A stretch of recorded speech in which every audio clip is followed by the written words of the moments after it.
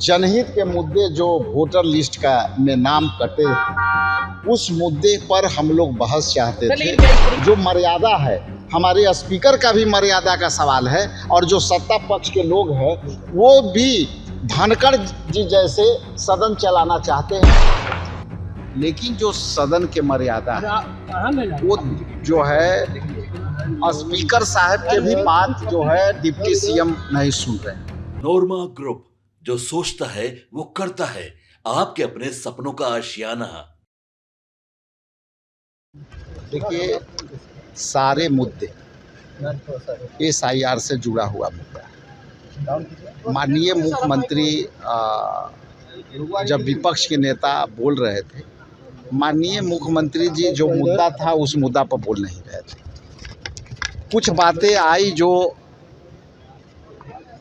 शोरगुल में दब गए, लेकिन जो सदन के मर्यादा है वो जो है स्पीकर साहब के भी बात जो है डिप्टी सीएम नहीं सुन रहे थे।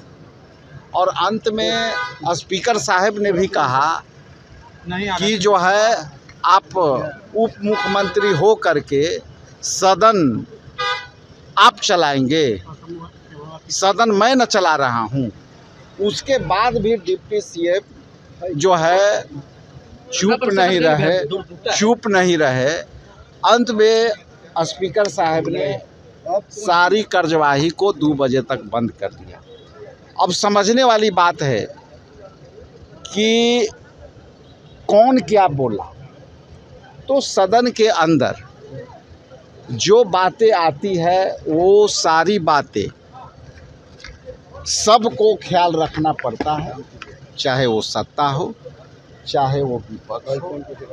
हम लोग जनहित के मुद्दे जो वोटर लिस्ट का में नाम कटे, उस मुद्दे पर हम लोग बहस चाहते थे। क्या इस तरीके से बयान देना कि सदन किसी के बाप का नहीं है, सदन देखिए ये भी उचित नहीं है कि स्पीकर साहब को डिप्टी सीएम इंटरप्ट कर करके और बार बार एक मंत्री भी चुप नहीं हो रहे थे। और स्पीकर साहब ने बार बार कहा कि अब सदन मैं चला रहा हूं कि आप चला रहे हैं, और डिप्टी सीएम हो करके आप इस तरह के क्यों अमर्यादित कर रहे हैं।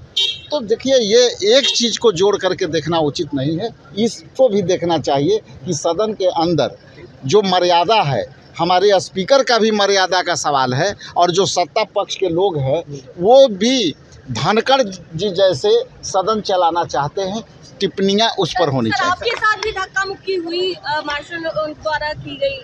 देखिए, धक्का मुक्की उसमें पहलू ये है कि सरकार एकदम बैक फुट पर है। सत्ता पक्ष के लोग भी बाहर रह करके कहते हैं कि SIR के मुद्दे पर हम लोग भी परेशान हैं। लेकिन जब हम लोग अपनी बातें कहना चाह रहे थे और लोग जब वहाँ पे धक्का मुक्की कर रहे थे, मुद्दा था कि हम अपनी बात सीएम आ रहे थे, सीएम साहब से अपील होना चाहिए, जो नहीं करने दे रहे थे।